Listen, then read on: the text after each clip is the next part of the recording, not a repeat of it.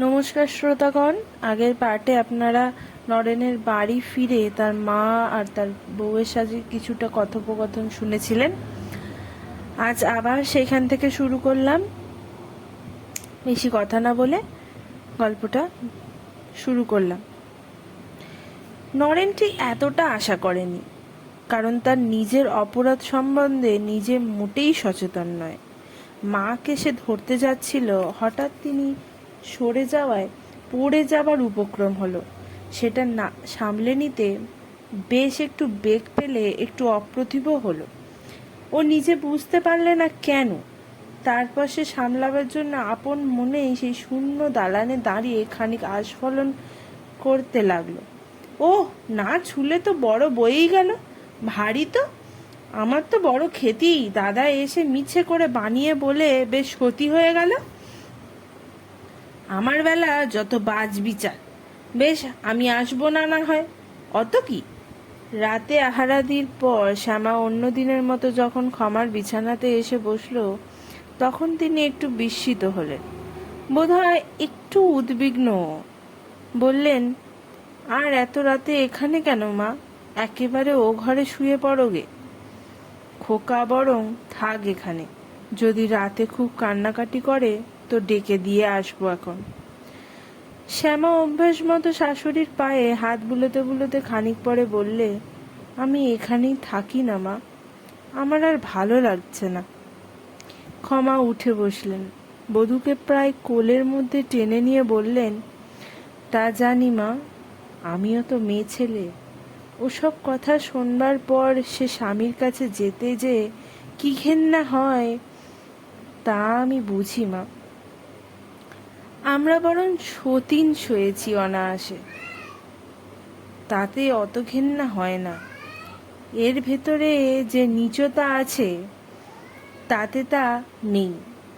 কিন্তু কি করবে মা, এই হিন্দুর বিয়ে মুছে ফেলবার নয়, তালাক দেবারও নিয়ম নেই। যখন ওই ঘরই করতে হবে তখন সহ্য করা ছাড়া উপায় কি বলো?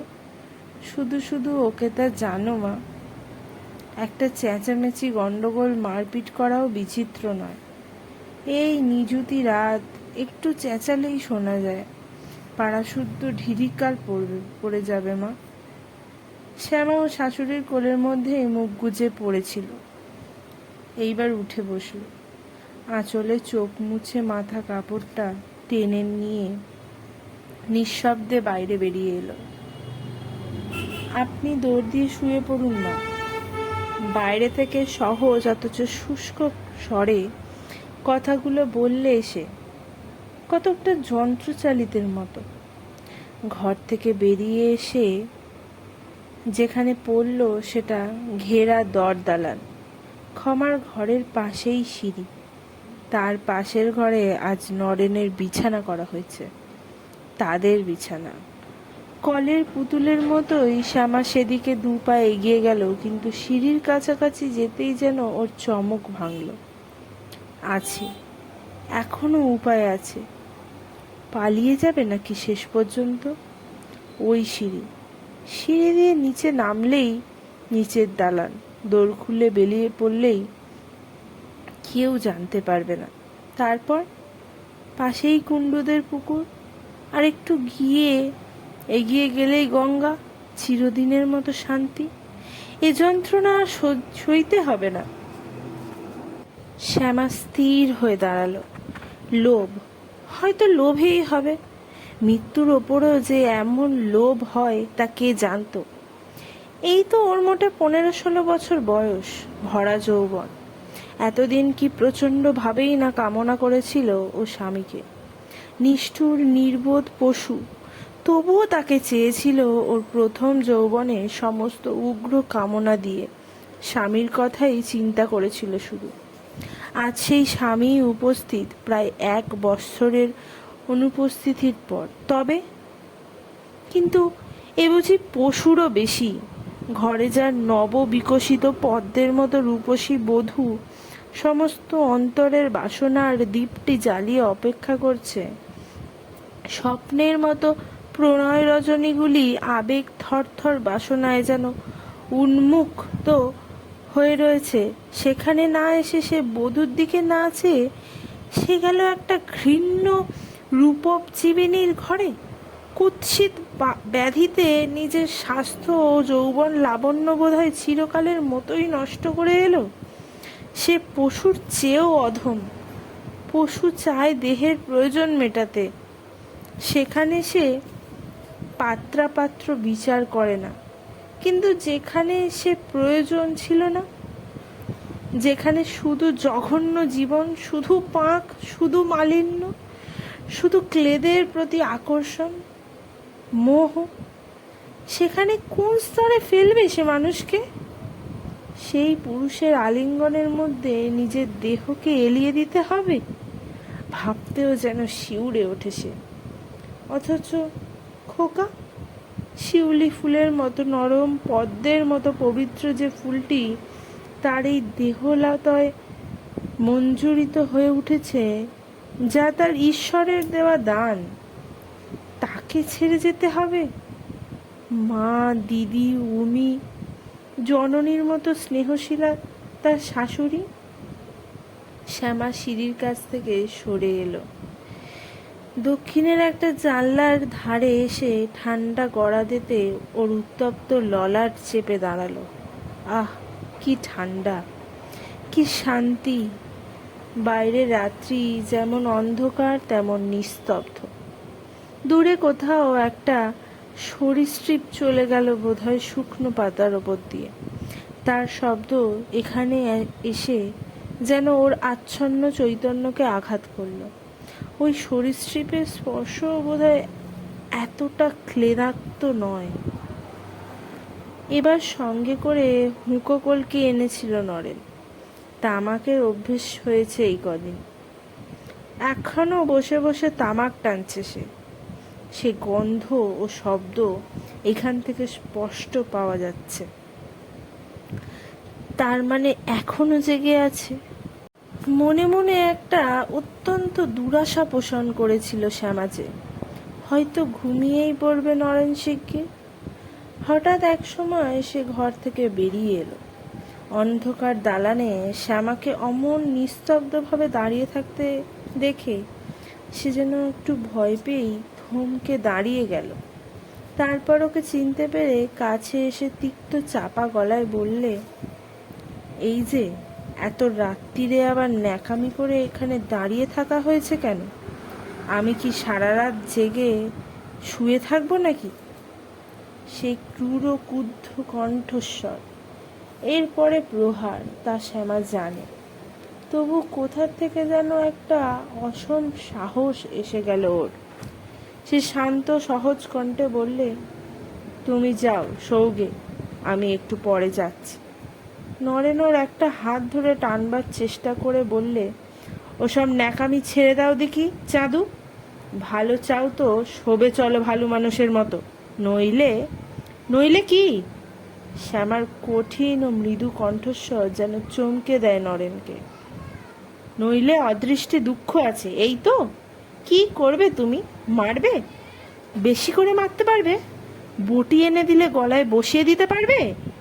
দেখো, একটা কথাও বলবো না আমি, কাঁদবো না পর্যন্ত, কেউ টের পাবে না। ওর এই চেহারার সঙ্গে নরেন মোটেই পরিচিত না। সে বেশ একটু ঘাবড়ে গেল। ওসব ইয়ার কি হচ্ছে? চলো শোবে চলো, থতিয়ে থতিয়ে বললে নরেন। কিন্তু বেশ বোঝা গেল আগের জোর আর ওর গলায় নেই। শ্যামা এবার সহজেই হাতখানা নরেনের হাত থেকে ছাড়িয়ে নিয়ে বললে, তুমি সৌগে, আমি ঠিক শুতে যাব, আমার খুশি মতো যাব।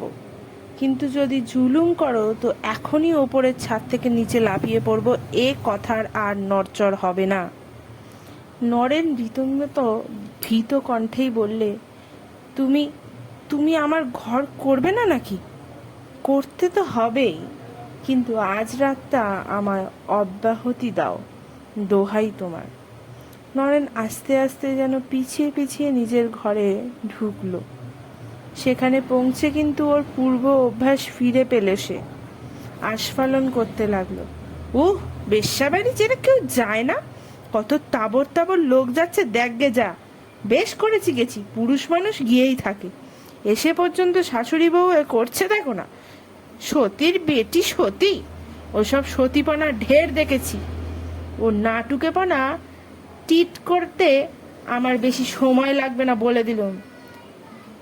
আচ্ছা, আজ থেকে রাত্রিরে আর বেশি হাঙ্গামা করলুম না। কাল সকালে তোমার একদিন কি আমার একদিন। আস্ফালনও ক্রমে ক্রমে থেমে আসে। তারপর একসময় নিয়মিত নাক ডাকার শব্দ কানে যায়, অর্থাৎ নরেন ঘুমিয়ে পড়েছে। শ্যামা সেখানেই স্থির হয়ে দাঁড়িয়ে রইল, তেমনি এক হাতে জানলার গড়াটা ধরে স্তব্ধ হয়ে বসল না পর্যন্ত। এমনিভাবেই কেটে গেল ঘন্টার পর ঘন্টা। আজ উমার ফুলশয্যা। তার আবার কি ফুলশয্যা হলো তা কে জানে। ভগবান তাকে বাঁচাও, তাকে যেন এই অপমান কোনোদিন না সইতে হয়। এতক্ষণ যেন পাথর হয়ে দাঁড়িয়েছিল শ্যামা। উমার কথা মনে হয়, মার কথা মনে পড়ল। মার কত স্নেহের মেয়ে ছিল সে, তা সেই ছেলেবেলার কথা। সে ছেলেবেলা খুব সুন্দরও নয়, এবার যেন সহসা পাষাণ বিদীর্ণ হয়ে নিঝরিণী নামল। শ্যামা কান্না ভেঙে পড়ল। রাসমণি গম্ভীর প্রকৃতির মানুষ, ভারী রাশভারী। সেজন্য বাইরে থেকে তাকে অন্তরের কোনো আঘাতেরই পরিমাণ বোঝা যেত না, কিন্তু শ্যামার ব্যাপারে সত্যিই তিনি অত্যন্ত আঘাত পেয়েছিলেন। তার অমন রূপসী মেয়ে, বুদ্ধিমতী, কর্ম নিপুণা মেয়ে, যে সংসারে যাবে সে সংসারকে সুখী করতে পারবে, ভবিষ্যতে একদিন তার হাল ধরতে পারবে, একথা তিনি প্রায়ই গর্ব করে বলতেন। সেই শ্যামার এমন বিয়ে হবে কে জানত। রাসমণি অনেক আঘাত পেয়েছেন জীবনে। সতীনের ওপর বৃদ্ধ স্বামীর সঙ্গে তার বিয়ে হয়েছিল। নৌকা করে যেতে যেতে 58 বছরের বৃদ্ধ 13 বছরের মেয়েকে গঙ্গা স্নান করতে দেখে চঞ্চল হয়ে ওঠেন। ঘটক পাঠান বিয়ের প্রস্তাব করে। জমিদার তিনি, পয়সা দেখে বাপ মাও দিয়েছিলেন। অবশ্য স্বামীকে নিয়ে যে খুব অসুখী হয়েছিলেন রাসমণি তা বলা যায় না, কিন্তু প্রথম যৌবনেই 3টি শিশুকন্যা নিয়ে বিধবা হন। শেষ সময়ে স্বামীর কাছে তিনি থাকতে পর্যন্ত পারেননি। দেবররা সতীন পুত্রের সঙ্গে ব্যবস্থা করে এক সুচতুর চক্রান্তে তাকে সরিয়ে দেয়। মরবার সময় অচৈতন্য নিরক্ষর স্বামীর টিপসই নিয়ে এক মিথ্যা উইল খাড়া করে। তার ফলে তিনি সমস্ত বিষয়ে বঞ্চিত। তার মিথ্যা দুর্নামে শ্বশুরবাড়ির দেশের আকাশ বাতাস কলঙ্কিত। এই অবস্থায় নিজের গহনা বিক্রি করে এবং সামান্য যা কিছু টাকা হাতে ছিল তাই দিয়ে এই মেয়েদের মানুষ করতে হচ্ছে তার। মোকদ্দমা করলে হয়তো জ্ঞাতিদের জব্দ করা যেত, কিন্তু সে চেষ্টা করবে কে? তাছাড়া তখন ওই কটা টাকাই শেষ সম্বল, সেটাও উকিল মোক্তারের হাতে তুলে দিতে ভরসা হয়নি। এত দুঃখের মধ্যে মেয়ের বিয়ে দেওয়া, তারও এই অবস্থা। রাসমণি পাথর হয়ে গিয়েছিলেন। মেয়ে চাপা, সে প্রায় কিছুই বলে না, কিন্তু নরেনের মুখে যেটুকু প্রকাশ পায় তাই যথেষ্ট। বাকিটা অনুমান করে নিতে পারেন অনায়াসেই। তার ফলে ইদানিং তিনি রাত্রে ঘুমোতে পারেন না। বহু রাত্রি পর্যন্ত একা জেগে বসে থাকেন, কত কি আকাশ পাতাল ভাবতেন। এক এক সময় মনে হতো তিনি পাগল হয়ে যাবেন, আবার এক এক সময় যেন ভাবতে ভাবতে বুকটা ভেঙে যেতে চাইতো। বাপরে বলে প্রচণ্ড একটা নিঃশ্বাস ফেলতেন। সে নিঃশ্বাসের শব্দে উমার ঘুম ভেঙে যেত। এমনি বসে থাকতে থাকতে একদিন রাত ভোর হয়ে আসতো। 4টে বাজলেই উঠে বাড়িতে তালা লাগিয়ে গঙ্গা স্নান করতে যেতেন। অবশ্য এই লক্ষণগুলোর সঙ্গে বাইরের লোকের পরিচয় ছিল না। একটি মাত্র লক্ষণ প্রকাশ পেয়েছিল, উমার বিয়ে দিতে তার অনিচ্ছা। মেয়ে ক্রমশ গাছের মতো হয়ে যাচ্ছে। আর কবে বিয়ে দেবে উমার মা? মুখে অন্নজল যাচ্ছে কি করে? 13 পেরিয়ে গেল, মেয়ে অবিবাহিত অবস্থায় যৌবন প্রাপ্তা হলে পূর্বপুরুষ যে নরকগামী হবে। এমনই নানা অনুযোগ যুক্তি ও শাস্ত্রের কথা বর্ষিত হতো তার উপর, কিন্তু তবু রাসমণি অটল থাকতেন। মেয়ে আমার কাছে যে কটা দিন হেসে কাটাতে পারে কাটাক, ওর বিয়ে আমি কিছুতেই তাড়াতাড়ি দেব না। তবু তাকে সমর্থন করতেন তার বড়দি। দিসনি, কি হবে তাড়াতাড়ি বিয়ে দিয়ে? কথায় কথায় তো ভবিতব্যি দেখানো হবে সব। এর বেলা ভবিতব্যি নেই? কেউ বললে বলবি যে ভবিতব্যি থাকে তো বিয়ে হবে, আমি কি জানি। বাঁ হাত দিয়ে ঘটিটি ধরে রান্নাঘরের চৌকাঠে বসে বেশ একটু উত্তেজিত ভাবেই বলতেন কথাগুলো। উমা কিন্তু ক্রমে যখন 14 পার হলো, তখন আর রাসমণি স্থির থাকতে পারলেন না। চতুর্দিকে খোঁজ খবর করতে শুরু করলেন। আরো মাস কতক পরে এই সম্বন্ধটা হাতে এলো। কুলীনের ছেলে, পরম রূপবান, এমন রূপ বাঙালির ঘরে দুর্লভ। দুধের আলতায় রং, কোঁকড়ানো চুল, চেরা শীতের দুদিকে স্তবকে স্তবকে সাজানো পাতলা গোঁফ, যেন প্রতিমার কার্তিক।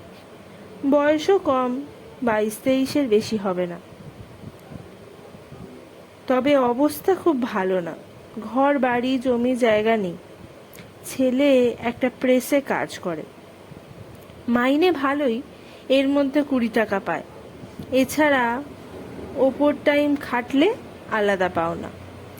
মা আর এক ভাই, সে ভাইও কোনো জমিদারি সেরেস্তার প্রেন্টিসে ঢুকেছে, শিগগিরই মাইনে হবে। ঘটকির মুখে সব কথা শুনে রাসমণি বললেন, ঘর বাড়ি নেই, কোথায় দেব মেয়ে? তা দিদিমণি, সে কথাও ছেলের মা বলেছে ওদের সেই মানিকতলায় কোথায় জমি নেওয়া আছে খাজনা করা, সেইখানে 2খানা খোলার ঘর তুলে দিক।